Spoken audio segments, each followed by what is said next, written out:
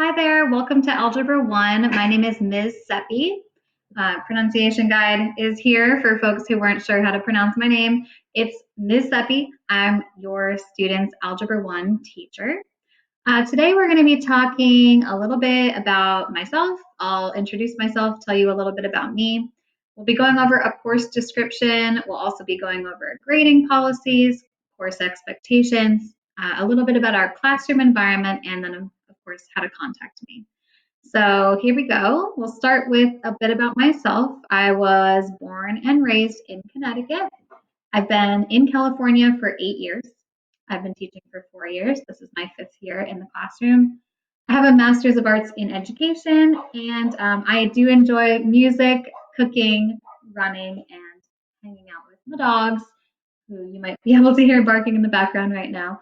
The little one here is named Charlie. The big one here is named Mercury. I like spending time with them very much. So let's just go ahead and move on to the course description.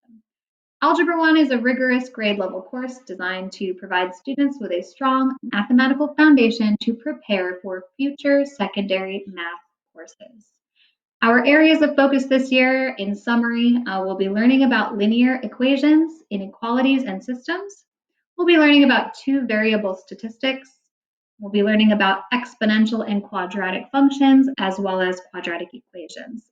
So that is our course description. Here's our grading policy. And this is our grading policy. It's the same across all of the math department this year at SPA. 80% of your students' grade comes from end of the unit assessments. All of the checkpoints need to be green or yellow for the end of the unit assessments to be graded by the teacher. I'll go over more about the checkpoints in just a bit. 70% or higher is considered a passing grade for these end of the unit assessments. 10% of your students' grade comes from portfolio problems. These are application-based problems that accompany each unit. They're self-paced, and there is one per unit. 10% comes from power focus areas. Power focus areas are concepts and content knowledge that students need to master. For these, it's an 8 out of 10 questions required to pass, but students do get as many attempts as they need to pass. All of these assignments are located on the Summit Learning platform, and I'll go into detail a little bit more about some of these. First, we're going to talk about weekly checkpoints and homework. So your students meet with me twice a week, Tuesdays and Fridays, for a live 50-minute Zoom class. They also have assignments from me on Wednesdays. They should be working on an asynchronous assignment that is posted on Summit and is due by 4 p.m. So Tuesdays, after they're done with class, they do have a cool down that needs to be completed after class on Summit that's due by 6 p.m.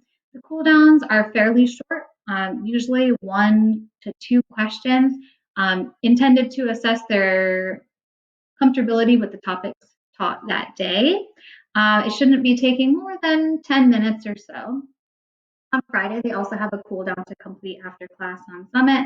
And on Wednesday, they have a longer asynchronous assignment, usually an exercise set that's posted on Summit and due by 4 p.m. on Wednesday. Throughout the week, they should also be working on their power focus areas. There are additional focus areas available on Summit for additional practice, and they can start working on their portfolio problems. Again, these are all self-paced assignments that they should be working on during their independent work time. So let me go over those a little bit more. Before we do that, just a quick note about the grading for checkpoints and homework. Checkpoints and homework they don't contribute to the student's grade. However, they are marked either green, yellow, or red. Green means they completed it. I might still provide some feedback, but they've completed it, and for the most part, they got the material. Yellow means it needs to be reviewed. There was some major misconception going on, and they might need to review the feedback and perhaps fix something. Red means it's not done. It's overdue, they didn't turn it in, or it's majorly incomplete, like they didn't complete most of it. So that's the grading system. And as mentioned before, in order to be eligible to even take the end of the unit assessment and have it graded, students need to have greens and yellows on all of their checkpoints. So they can't have any red checkpoints.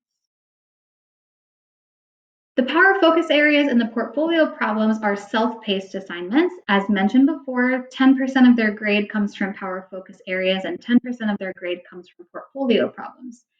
There's one power focus area and one portfolio problem per unit. It's due by the end of the unit. For the portfolio problem, they actually have a choice of sometimes 5 or 6 different options. They just have to pick one, and it's due by the end of the unit. It's something that they should be working on throughout the unit during their independent study time. So on Google Classroom, we have our weekly agenda.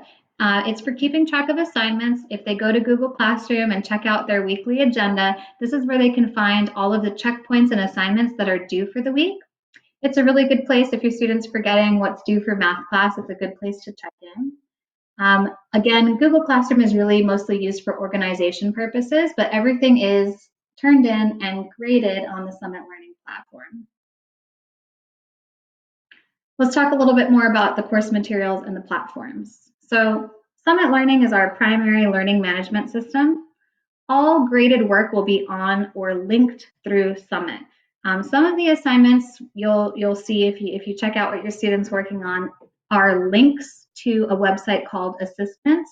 Assessments is a place that has digital math worksheets, so students are able to submit their answers digitally.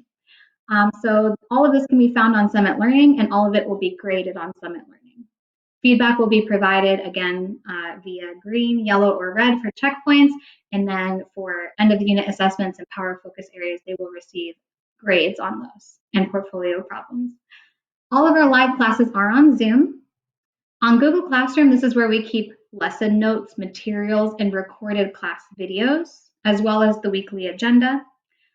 A notebook is really important for students to have to keep math notes during class and to do work during class.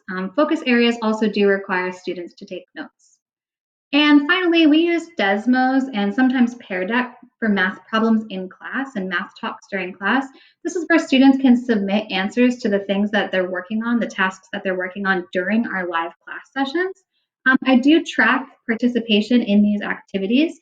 So if you're ever curious whether your student is doing work during class or not, feel free to send me an email. I'd be happy to check the spreadsheet and let you know, yeah, your student's been participating, or no, I actually haven't gotten any participation from them in these activities. They don't count towards their grade. However, they do provide really beneficial practice so that students are ready to take those end of the unit assessments and portfolio problems and power focus areas. So it is really important that they participate in class in these activities. So feel free to contact me if you have questions about that. Just a little bit about our classroom environment. So our classroom community will be built upon mutual respect and communication. We need to aspire to create not just a safe space, but a brave space, a space in which we are unafraid to make mistakes because that's where we grow. The struggle, that part of learning where you might sometimes reach that brink of frustration or excitement, that's where deep learning occurs. We're going to strive to challenge ourselves and to rise to that challenge, knowing that with the right support, we are fully capable of accomplishing anything that we put our minds to. Education is power. That being said, if your student needs to be absent for any reason, I just want to bring to your attention that all of this information is available on Google Classroom. Or if your student was present during class but just needs to review. We have class notes and Google Slides from the live class. We also have the recorded class Zoom video from our actual live class. And I post other lesson materials, like if we work on a Desmos activity, I'll post that up as well so that if a student missed class, they can still participate. All of this is uploaded on Google Classroom the very same day. Usually within an hour or two of class, I'll have it posted up. And students can find all of that information under a heading called Zoom recordings in our Google Classroom. And it's all posted under the same link. It's all housed together, and it's organized by date, by class date. I just want to make a note that we do have tutoring available with Ms. Vargas on Wednesdays from 11:30 to 12 on Zoom. If anybody thinks that their student would benefit from this, please feel free to send me an email and I can provide you with the Zoom link to tutoring with Ms. Vargas on Wednesdays. I'll also be starting a tutoring group on Fridays for Algebra 1. So if your student feels strongly that they need some extra attention or some extra help, I'll be providing more information about this shortly. So we'll be starting that in mid-September.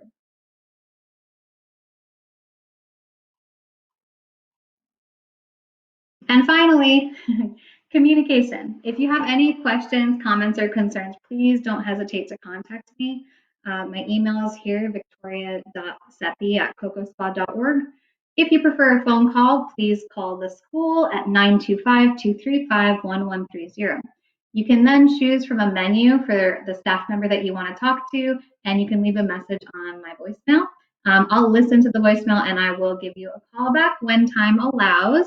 So my office hours, by the way, are Tuesdays and Thursdays, 3:30 to 4:20 p.m. This is a great place for students to check in if they need clarification about something or just need to ask a one-on-one question.